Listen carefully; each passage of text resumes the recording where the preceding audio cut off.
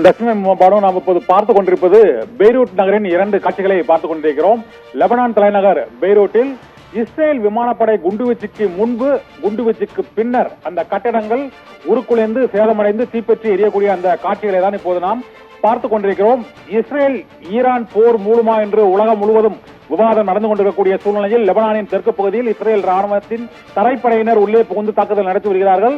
அங்கு ஹிஸ்புல்லா படையினர் பதில் தாக்குதல் நடத்தியதில் நேற்று இஸ்ரேலிய ராணுவ வீரர்கள் 7 பேர் உயிரிழந்ததாக இஸ்ரேலிய ராணுவமே ஒப்புக்கொண்டது. இந்த பதிலடி தாக்குதலால் கோபமடைந்த இஸ்ரேல் ராணுவத்தினர் இப்போது தலைநகர் பெய்ரூட்டிலேயே மீண்டும் குண்டுமழை பொழிந்து கொண்டிருக்கிறார்கள். இதனால்தான் குண்டுமழை பொழிவதற்கு முன் பெய்ரூட் நகரம் எவ்வாறு இருந்தது, குண்டுகள் விழுந்த பின்னர் அந்த கட்டிடங்கள் சிதைந்து சேதமடைந்து சரிந்து எவ்வாறு இருக்கிறது என்ற காட்சியை தான் இப்போது பார்த்துக் கொண்டிருக்கிறோம். லெபனான் தலைநகர் பெய்ரூட்டில் தாக்குதலுக்கு முன், தாக்குதலுக்கு பின் எவ்வாறு அந்த கட்டிடங்கள் இருக்கின்றன, மக்கள் அந்த பகுதியிலிருந்து வெளியேறும் காட்சி மற்றும் உயிரிழப்பு, அந்த பகுதி மக்களுக்கு ஏற்பட்டுள்ள இழப்புகள் ஆகியவற்றை தான் இப்போது பார்த்துக் கொண்டிருக்கிறோம். லெபனானில் ஹிஸ்புல்லா அமைப்பினரை முற்றிலும் ஒழிப்பதற்கான தாக்குதலை இப்போது இஸ்ரேல் ராணுவம் தீவிரப்படுத்தி இருக்கிறது.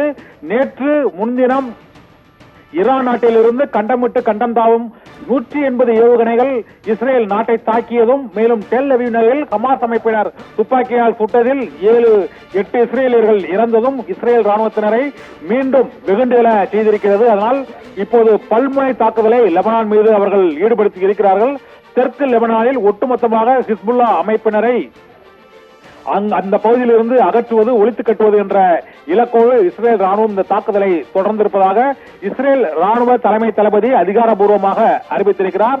பெய்ரூட் நகரை விட்டு மக்கள் வெளியேறுமாறும், தெற்கு லெபனானில் உள்ள 50 ஊர்களில் உள்ள மக்கள் வேறு இடங்களுக்கு, பாதுகாப்பான இடங்களுக்கு செல்லுமாறும் இஸ்ரேல் ராணுவம் எச்சரிக்கை விடுத்திருக்கிறது. அந்த பகுதிகளில் ஹிஸ்புல்லா அமைப்பினர் தொடர்ந்து பதில் தாக்குதலை நடத்தி வருவதாகவும் தகவல்கள் தெரிவிக்கின்றன. அங்கு பெய்ரூட் நகரில்தான் ஹிஸ்புல்லா அமைப்பின் தலைவர் ஹசன் நஸ்ருல்லா குண்டுவீச்சின் மூலமாக அவர் கொல்லப்பட்டார். அவரது இறுதிச் சடங்கு நிகழ்ச்சி நிறைவடைந்த சூழ்நிலையில் மீண்டும் லெபனானில் இஸ்ரேலின் தாக்குதல்கள் தீவிரமடைந்து வருகிறதால் பெய்ரூட் நகரை விட்டு மக்கள் வெளியேறிக் கொண்டிருக்கக்கூடிய அந்த காட்சியை தான் இப்போது நாம் பார்க்க முடிகிறது. தஸ்மியா பானோ.